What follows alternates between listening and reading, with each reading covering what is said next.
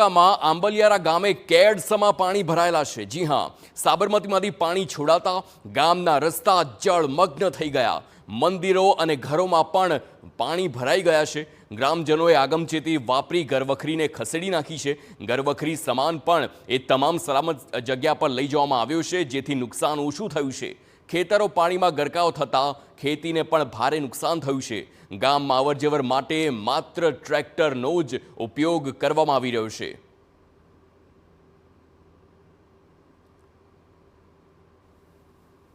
બધા ગામોમાં તો નથી, અમુક ગામોમાં જે આપણા ગામનું ચોક હોય છે ઓર જે ગામના નદીની નજીકના વાસ હોય છે ત્યાં સુધી પાણી આવ્યા છે।